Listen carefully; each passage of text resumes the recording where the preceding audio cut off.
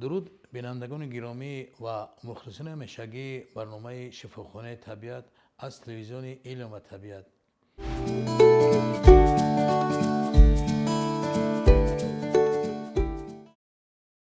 عزیزان دل، البته ما خوب میدونیم که هر یک عصر، هر یک فصل سال، هر یک دور زمان یک علت خود رو دارد، یک علت خاصی دارد که یک پیدایش درد و علت‌هایی را دارد که برای همون دور همون زمان خاص است. یعنی امروز ها یک دردی رو با شما صحبت میکنیم و پیشگیری اون رو و طبابت غیر داروگی اون رو با گل و گیاها که چگونه ما باید خود را از اون علت پاندمیایی که امروز ها پروبلم شده است در نزد طب جهانی، یعنی کسل قند، دیابت تیپ دوم قند صحبت داشته باشیم. در حقیقت از 8 میلیارد انسانی که در روی زمین زندگی میکنن و البته قریب که خوب شاید تا سالهای 5-6 سال آینده شاید که از 1 میلیارد هم زیاد پیدا شوند و عجیبش آن است که در کودکان هم این حالت دیده می شود و اگر از نظر علمی نگاه کنیم بیننده گرامی، یعنی 20% پیدایش علت قند اولادی باشد، یعنی نسلس ژنتیک فاکتور میگن، 20%ش حالت فربگی باشد، 60% دیگرش یعنی ترس و وهم و وهمه است، یعنی حالت روح و روانی است که این بسیار هم موقع مخصوص نه اینکه در یک پیدایش علت قند، در اکثریت پیدایش علت ها یعنی حالت ناراحتی عصب ها، ترس و وهم و وهمه پیدا شویش به قید گرفته شده است. در حقیقت ترس و وهم و وهمه این خود نرم مقرری است، این نرم فیزیولوژی است. ما باید که یعنی ترس سبب شده با آتش نمیداریم، با آبی که آبازی کرده نمیتونیم، با دریا نمیداریم که غرق میشویم. حالتا یک وقتی که از پیشمون خوب مور میبرد یا مثلا شیر و پلنگ یا سگ گزنده میبرد، ما خود رو احتیاط میکنیم. این ترس سبب میشود که ما خود رو احتیاط کنیم. اگر مکانیزم پیدایش ترس رو از نظر علمی خواهید که بیننده گرامی یعنی البته یعنی فهمیده باشید، وقتی که ما توسط 5 یعنی قسمت عصب و 5 یعنی قسمت احساساتی و حساسیتی یعنی بینایی داریم و مرکز شنوایی داریم، مرکز وهمه و ترس داریم، مرکز لمس داریم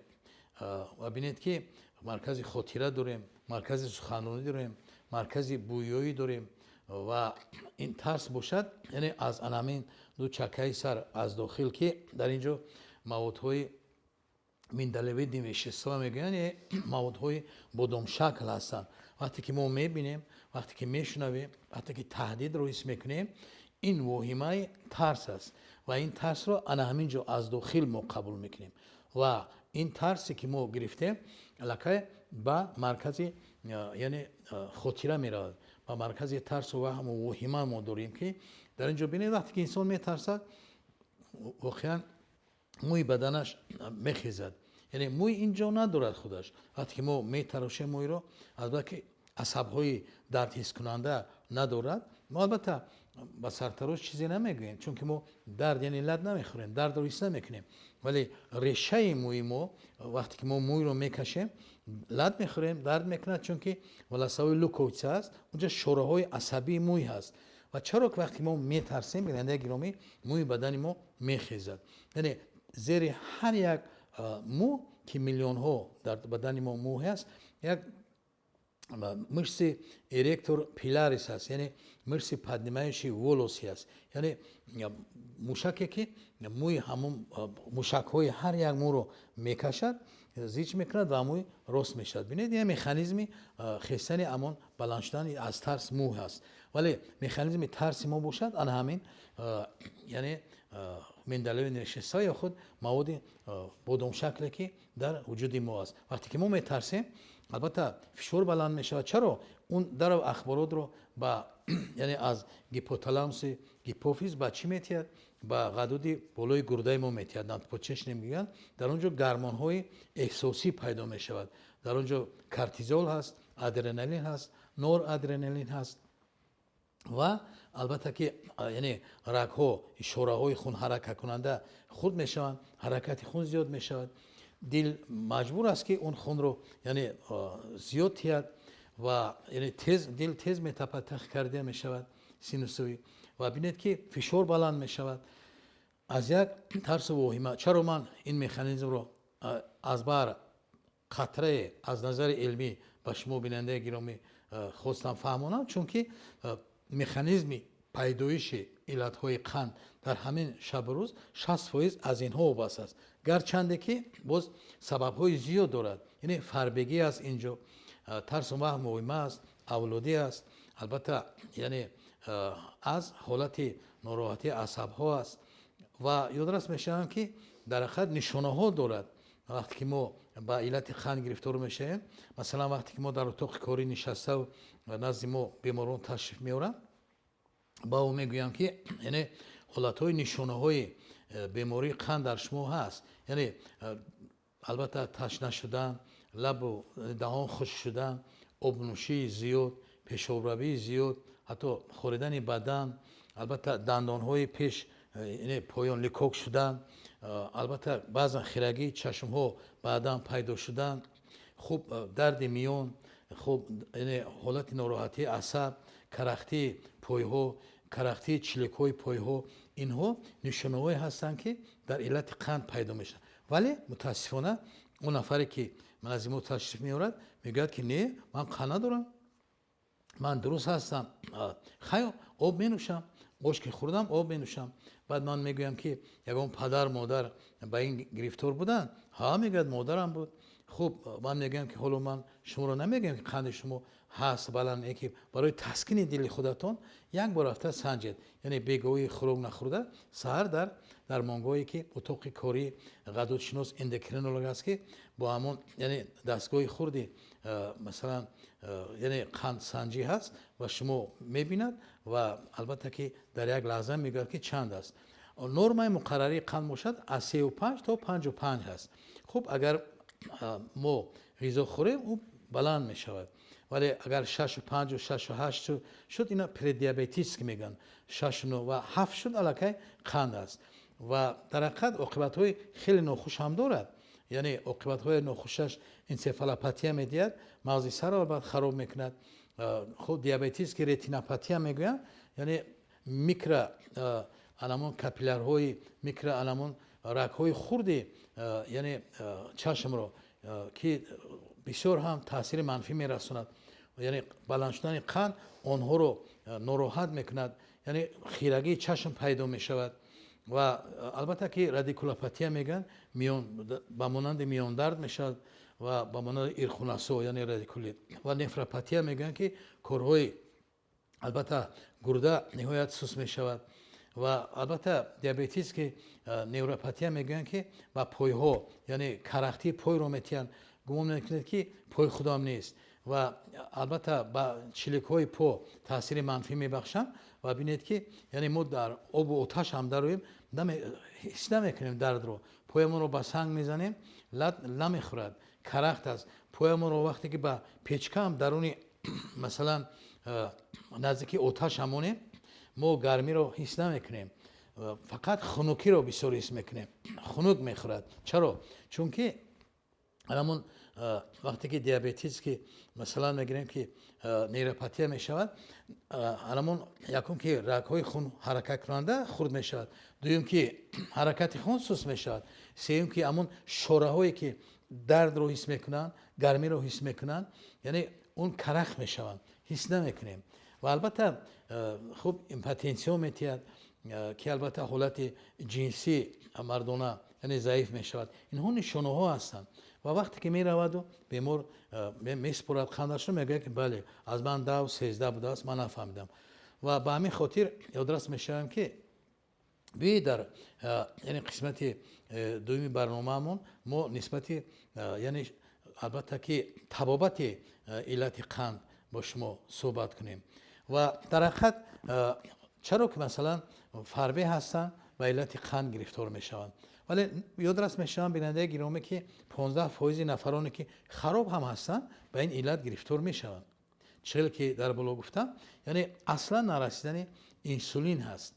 یعنی پیدایش قند، نرسیدن انسولین و زیاد شدن گلوکوز در ارگانیسم، در خون هست. چرا که این چیز نمیرسد؟ در کدام حالت یعنی انسولین نمیتواند که به درون حجره توسط ممبران داخل شود و در میتوکندری حجره، یعنی البته که همون گلوکوزی که انسولین تو ممبران میبرد دیگر اون وظیفه دیگر اجرا نمیکند. یعنی ترانسپرنی وظیفه یعنی برکشی رو کوریر هست. انسولین یک کوریری هست که یعنی گلوکوز رو میبرد توسط مثلا خون در هر یک، اگر از سطح حجروی دقت کنیم در یک حجره ممبران ها هست و توسط ممبران با میتوکندر وارد میکنه در اونجا. یعنی البته که با اکسیژنی که در ما هست یعنی البته ATF حاصل میشود، سوزش پیدا میشود و انرژی که ما داریم محض عدم سوزش هوای و کسلرود و گلوکوز است. اونجا البته الیمنت ها نهایت بسیار هستند.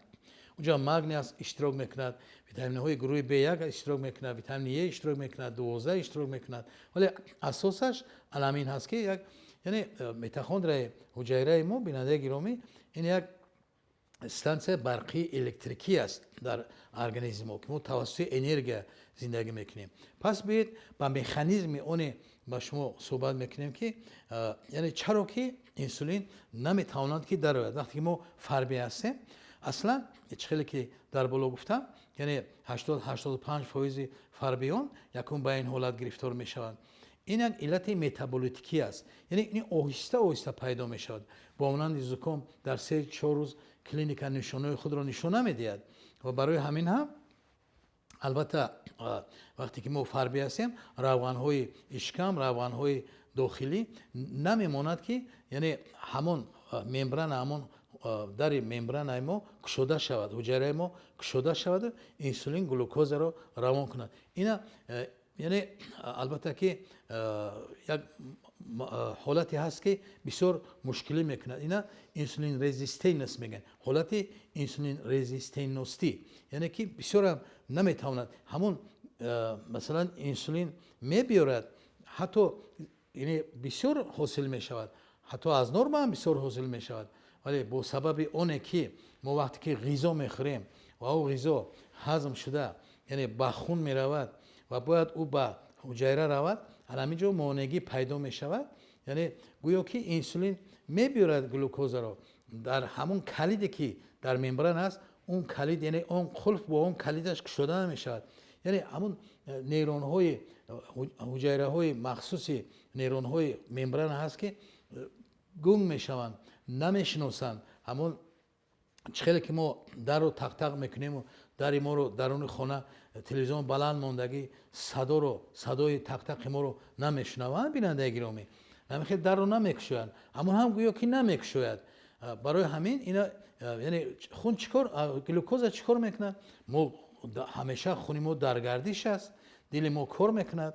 و در 29 ثانیه یک بار خون حرکت میکند، یعنی هوا رو از شش میگیرد، غذا رو از البته که یعنی غذایی که ما میگیریم کمپانین ها رو که 600 کمپانین در یک شبانه روز برای حجره است او رو میگیرد، بعد به حجره میبرد، علامین غذا رو به البته گلوکوز رو به جگر میبرد که در شکل گلیکوژن انبار جمع شود فربه میشود. جگر البته روغن میگیرد و این باز هم با کار فونکسیون فیزیولوژی جگر یک البته مشکلی میورد، یک جبر میورد که جگر فونکسیون خودش رو اجرا کرده نمیتواند. انا بعد البته که عاقبت‌های ناخوش علامت‌های نشانه‌هایی که من در اول صحبت کردم که انسفالوپاتی میتیاد، رتینوپاتی میتیاد، نفروپاتی و رادیکولوپاتی و دیگر علت‌های پنجه دیابتیکی میتیاد، کسل یعنی البته که دل دیابتیکی میتیاد، دیابتیک سرس میگن که حتی درد نمیکنه. بسیاری حالت‌ها میشود که دل از کار میموند، سکته دل است ولی درد نمیکنه. 40-48% علائم حالت‌ها هم روی میتیاد، خراب شوی پیدا می شود. چون که ما آب بسیار می نوشیم، وقتی آب بسیار نوشیدیم البته که روغن ها آب می شوند و به در برنامه من یعنی وقتی که ما البته وعده داده بودیم که نسبت طبابت یعنی غیرداروگی دیابت قند با شما صحبت داشته باشیم، یعنی شروع کنیم. در حقیقت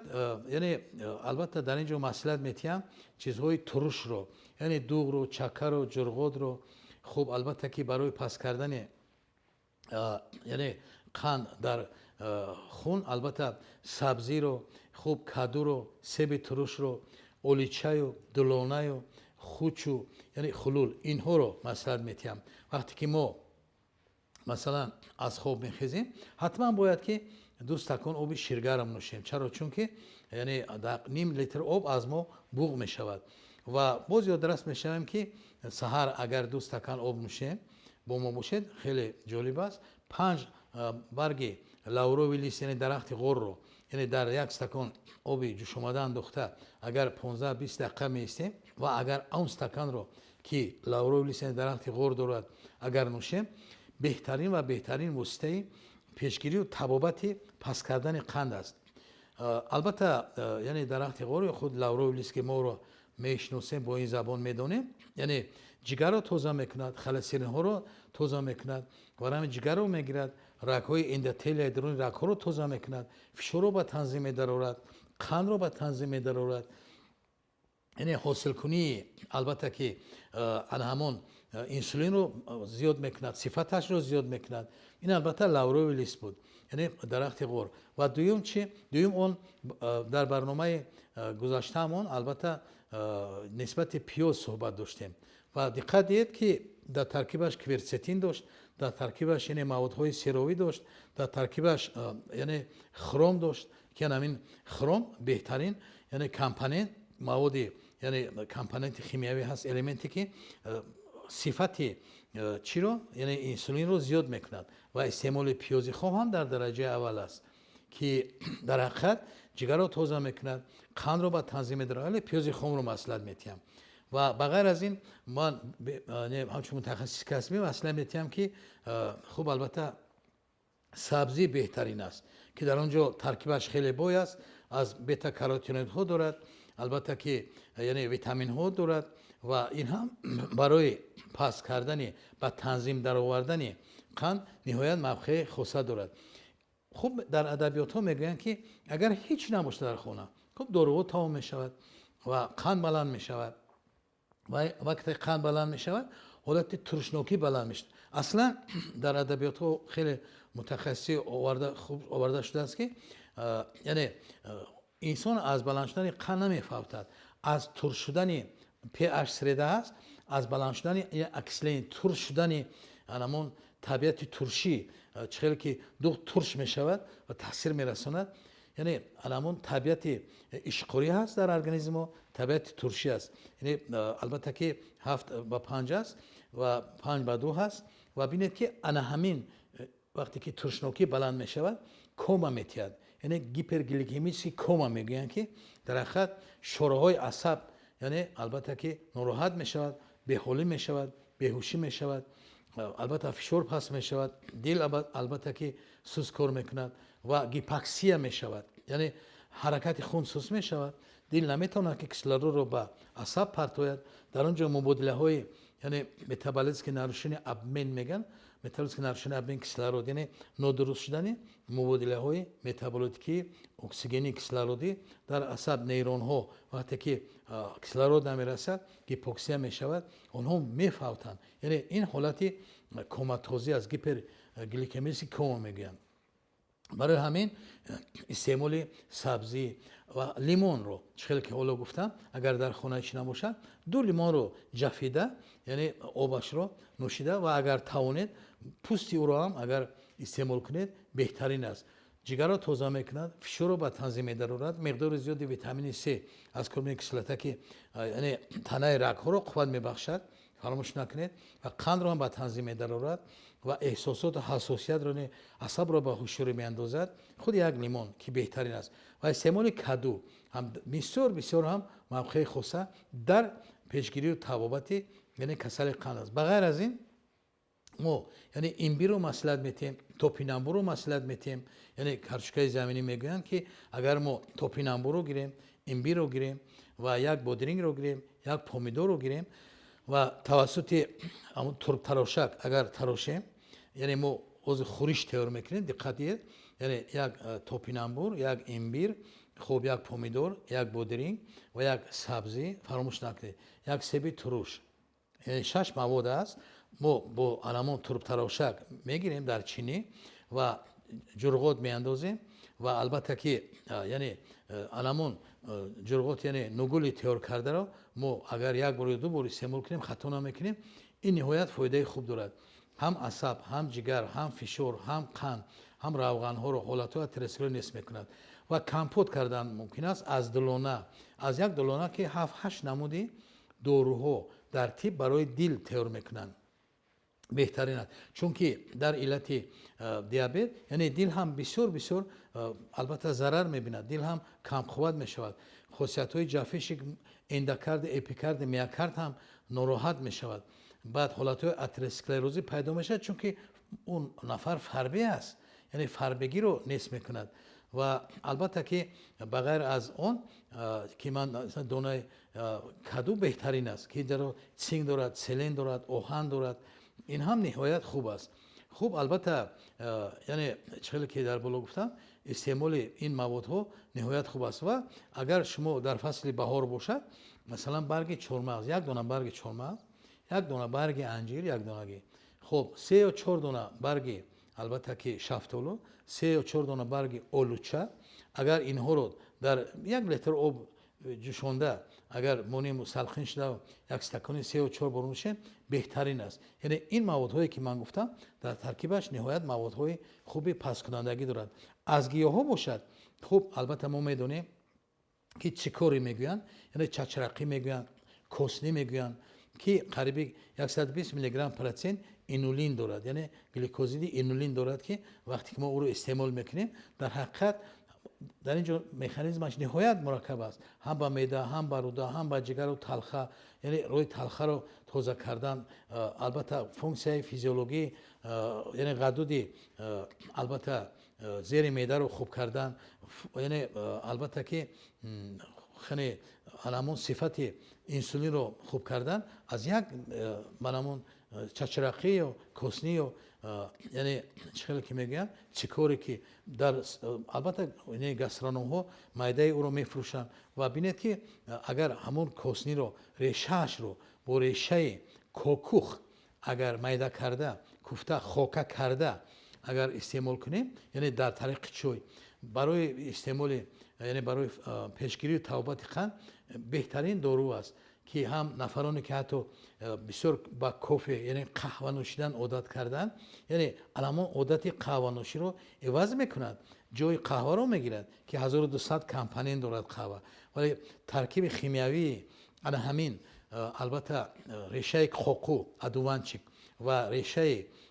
ملامین چچرقی کوسنی و چیکوری که میگیم اگر کوفته خوکه کرده یعنی چای کرده نوشیم بهترین و بهترین است و اسرار اساسی شفایابی کسل قند باشد وقتی که نفر فربه هست حرکت است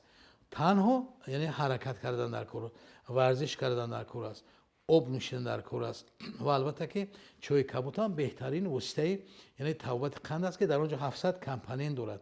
و حتی بتا تیوپولیفنول که در ترکیب چای هست تاثیر بلندی یعنی ضد سرطانی دارد حجره سرطانی رو میکشد و پیاز که من صحبت داشتم و سیرپیاز رو باز خوب یعنی البته که استعمال کنیم بهترین وسیله پس کردن قند و شفایابی قند و عمر درازی است.